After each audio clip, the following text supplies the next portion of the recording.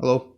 This time we're going to talk about the saw on multi-tools and pen knives. Now unfortunately I've only got a few examples here. I only have Victorinox, Leatherman, Wenger and one Boker and one no-name Japanese knife. So we're going to look at a few things when it comes to the saw on these pocket tools. To start off with, here we have a Leatherman. This is your standard Leatherman multi-tool saw. These are a pull cut. What this means is when you pull the tool, it's cutting. It doesn't really cut. It does a little bit, but it doesn't really cut so much on the push stroke. So this is a pull cut saw.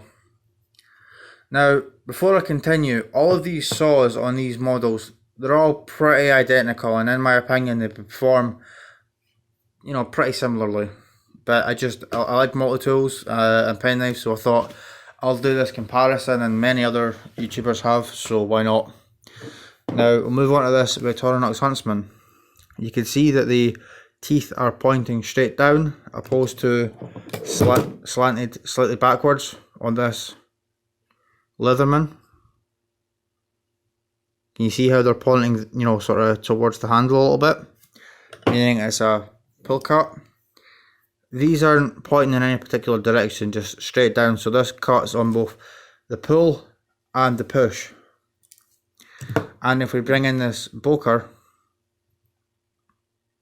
you can see that this is, if it'll sit still, this is almost identical to the Victorinox.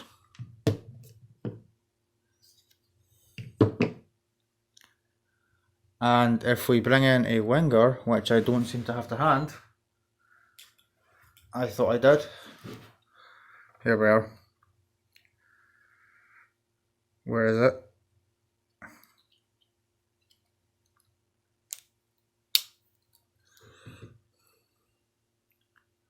Kind of similar. It also cuts on both the push and the pull strokes. But what it seems to me is the teeth are spaced further apart. I'm actually not sure which one will cut better, because I've never actually used a Wenger saw before. Let's just get up close to those teeth.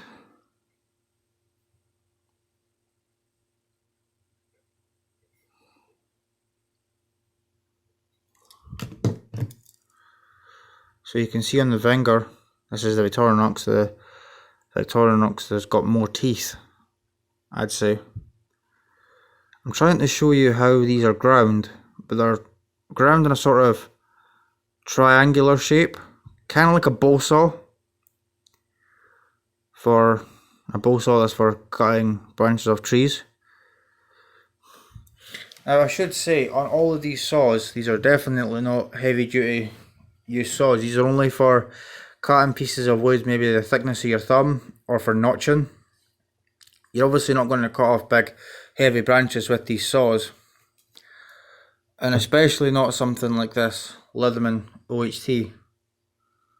Again, very similar, a very similar saw to the Wave, except shorter, but obviously this is black oxidized. I don't really know how well that black I think it's oxidation, I'm not really sure how you say it. I'm not sure how well that black would stay on. I feel like it would rub off. According to other users, it does rub off. According to some, it doesn't. But I have been using the can opener on this, and it hasn't really rubbed off, so that's possibly a worthy note. I will just go out there and say all these Leatherman saws are pretty much the same. The teeth are the exact same. Again, this is a pull cut. I mean, the saw is a slightly different shape. Now, one thing with this one, here's something to point out. If you notice that the saw is on the top handle opposed to on the bottom, this will be much easier to cut with, because you can actually get it, flat down like this, if you know what I mean. So if you're resting against another piece of wood, this will be far easier to cut with. Whereas on this rebar, it might, you know, the handle will probably get in the way.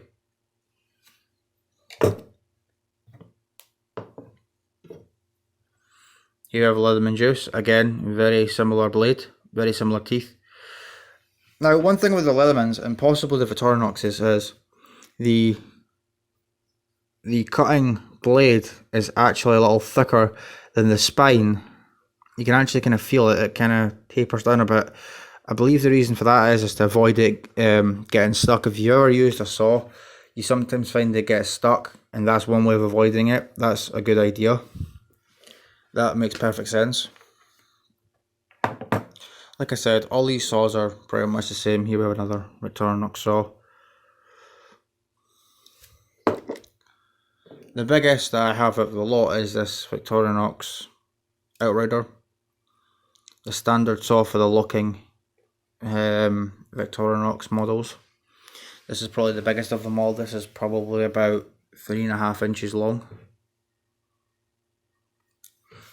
I'd say this is probably going to be the best saw, especially being at that angle. You can see it's not totally in line with the handle. That's probably a good idea.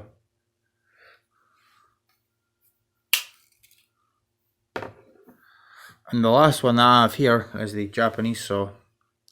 Now this is actually the thinnest. I don't know how well this would cut because I've never used this, but it's pretty thin. And one thing is, it's pretty flexible. Now, I do have more to say in regards to the teeth being pointing towards the handle. That's kind of a Japanese design.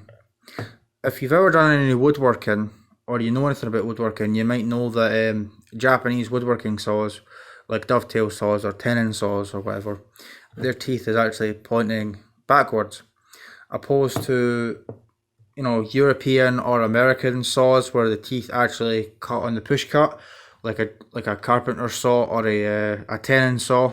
They actually cut on the push cut. For some reason they've done it so it cuts on the back cut. I'm guessing that's because it's for cutting, you know, green wood. That's my guess. I don't really know. Of course, none of these saws are a replacement for a dedicated pruning saw like this.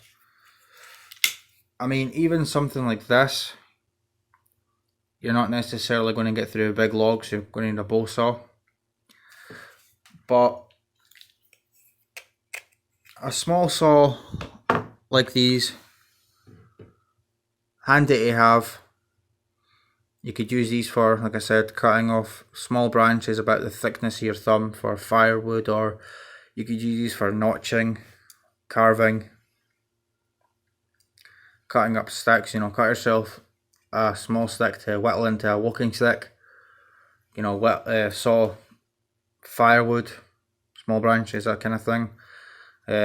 Notch on the end of a piece of wood to make into a bow for a bowstring. But yeah, that's it. So, thank you for watching. Please comment, rate and subscribe, and I'll see you soon.